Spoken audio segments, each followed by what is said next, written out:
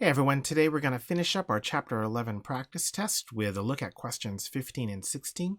So let's just get started on them right away. We've got a particle traveling along a path given by the parametric equation dy dx is equal to 5 cotangent t and dy dt is equal to 3 cosecant t. I can see that that's a little bit of a typo. We're going to have to fix that. Anyways, determine the particle's speed when t equals pi halves, and then find the distance traveled by the particle over the time interval pi 6 to 5 pi over 6. This is really a two-part question, so we'll start with the particle's speed. Speed is equal to the square root of the square of the x derivative plus the square of the y derivative. Oftentimes, you'll see speed denoted by what looks like an absolute value sign. So the absolute value of velocity. It's not really an absolute value, but that is just the way that is denoted. We would call that the magnitude of the velocity vector. So starting with the template here, we're just going to substitute into our equation. So we see here, we've got dx dt is equal to this one right here, 5 cotangent t. We'll substitute that right in there, and then we see dy dt is 3 cosecant t. And we're almost set to go. We just need to know that we want to determine the speed when t equals pi halves. So that's our next substitution.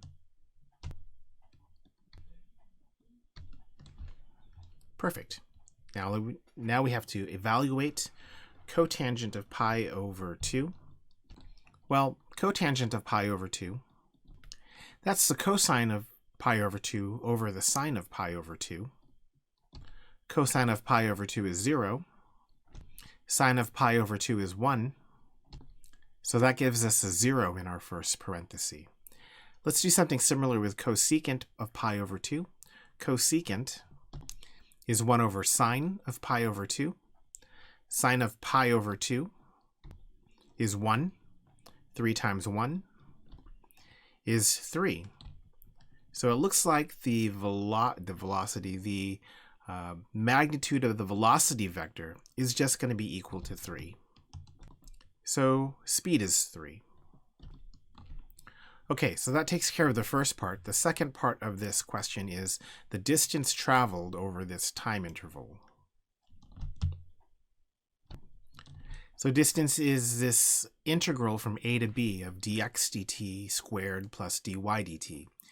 Basically, distance is the integral of velocity, or not velocity, is the integral of speed. So let's start substituting things in.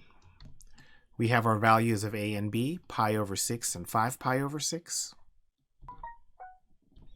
We have dx dt,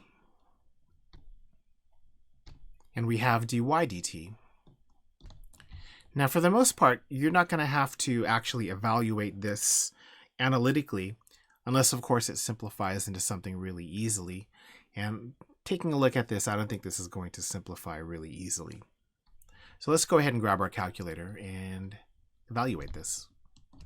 One really great thing to do with your calculator, since it doesn't natively do cosecants and cotangents, is just to write them in terms of cosine and sine. This way you're pretty sure not to get them wrong. Now that I have y1 and y2 inside my y equals menu, I can get to the home screen.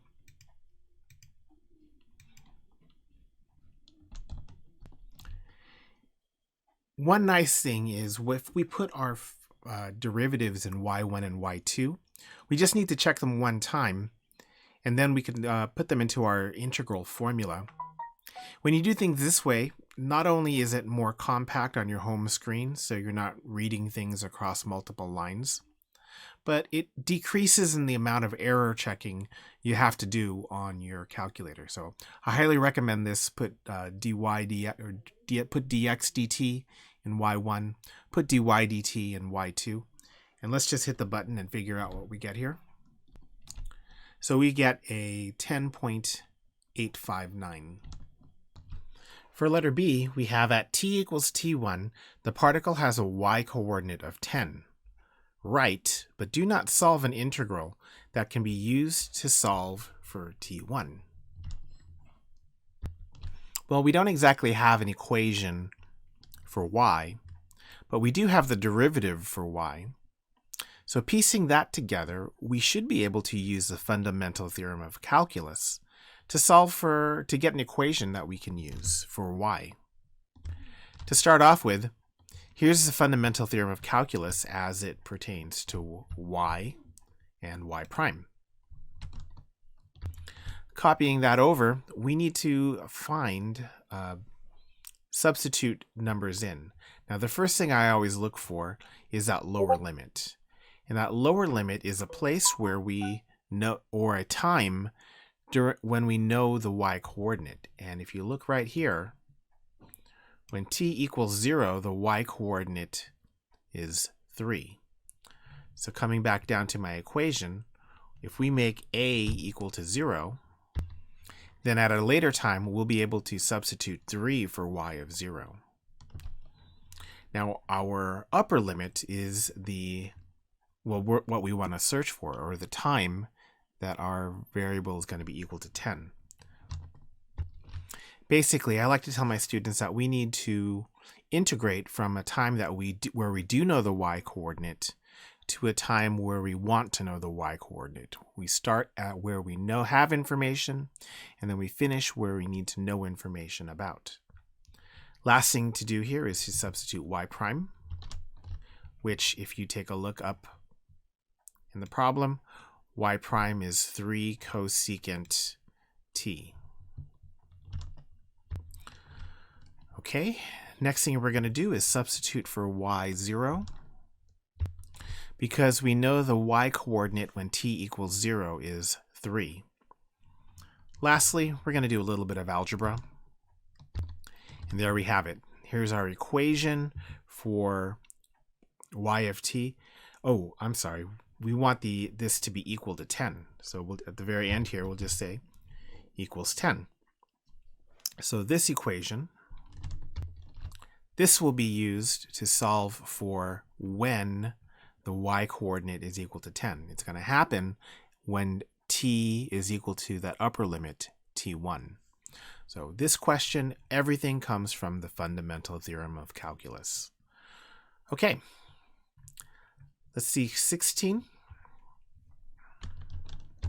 We're supposed to find the region below the x-axis and inside the limacon r equals 9 plus 2 sine theta. Well, let's graph this limacon. Before we really start this, I want to comment and say that graphing polar equations isn't technically part of the AP curriculum. You can get by without really graphing it, especially more difficult ones like limacon. You wouldn't have to necessarily know how to graph that. But you really should know something about this just to kind of round out your calculus.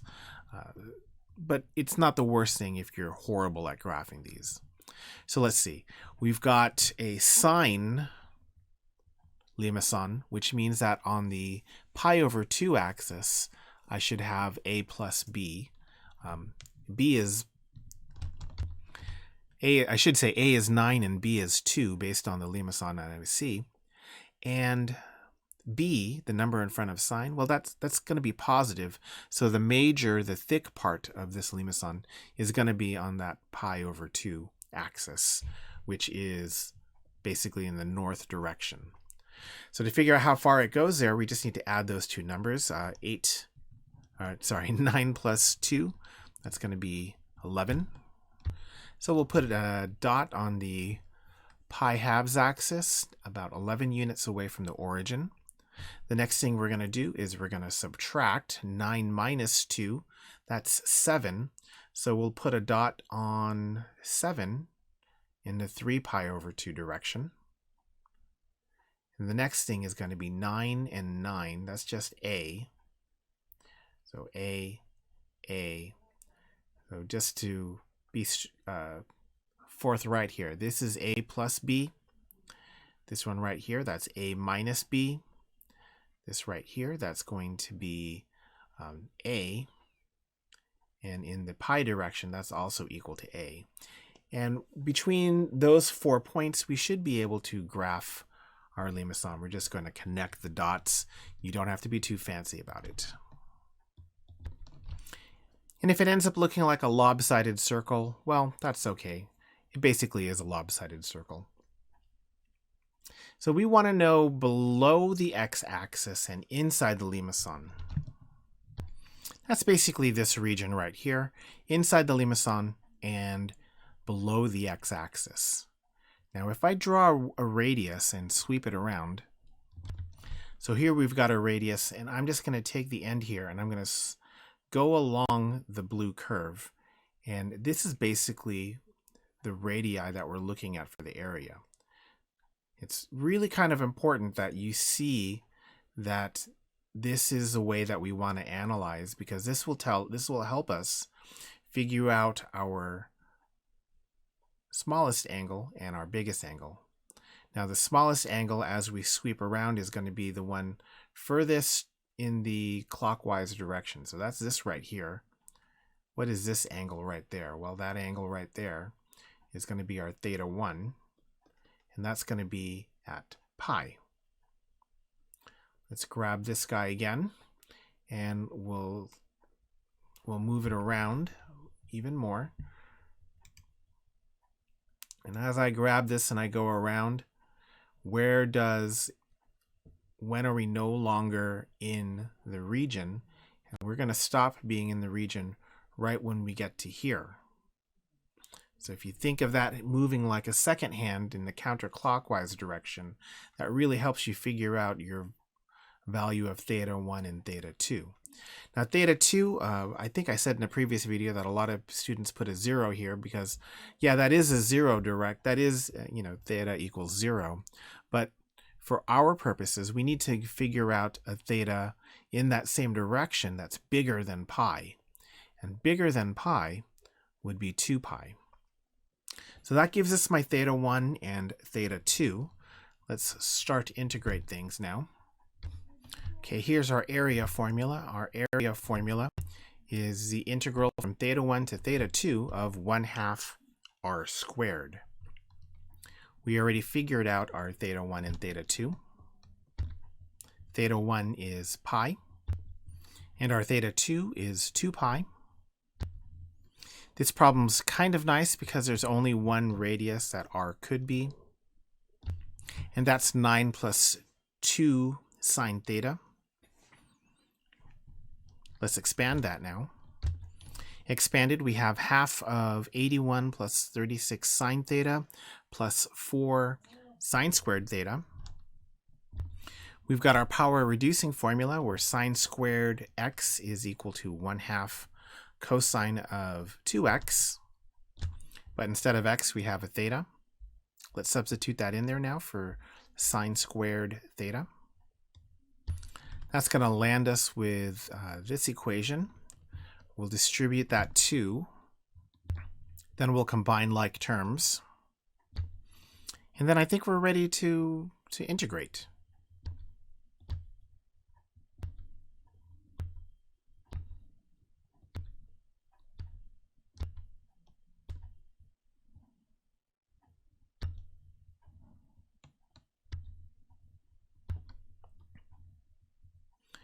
Okay, now we just need to substitute.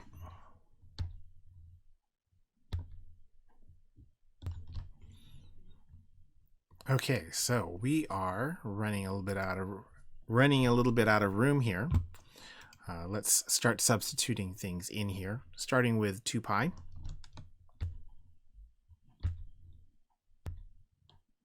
And then we'll substitute our pi.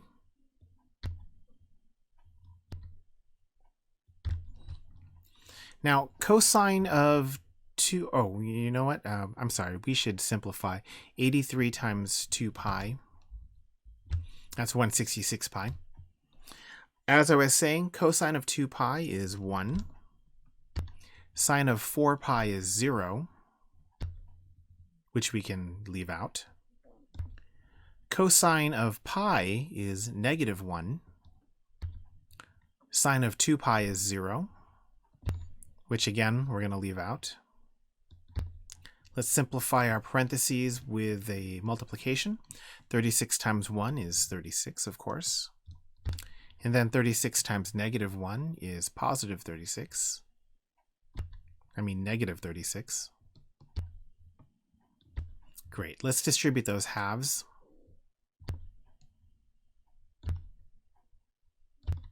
And then finally, we'll combine like terms.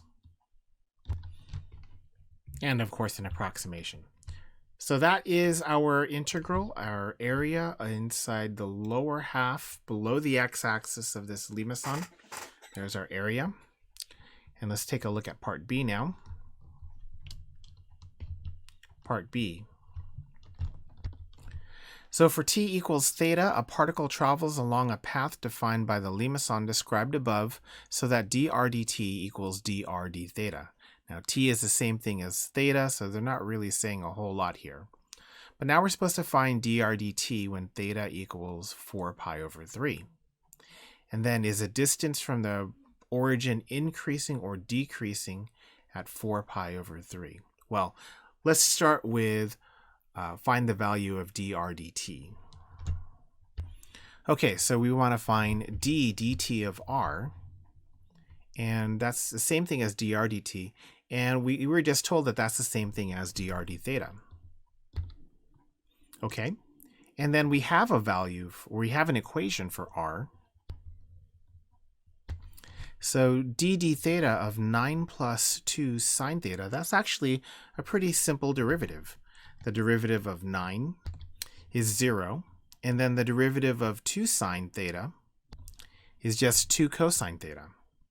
So our derivative is just 2 cosine theta. And now we want to know this when theta equals 4 pi over 3. Piecing together what we've already written, we've got dr dt is equal to 2 cosine theta. So to find the dr dt at theta equals 4 pi over 3, we just need to do cosine of theta at 4 pi over 3, which is 2 cosine 4 pi over 3, which is negative 1/2.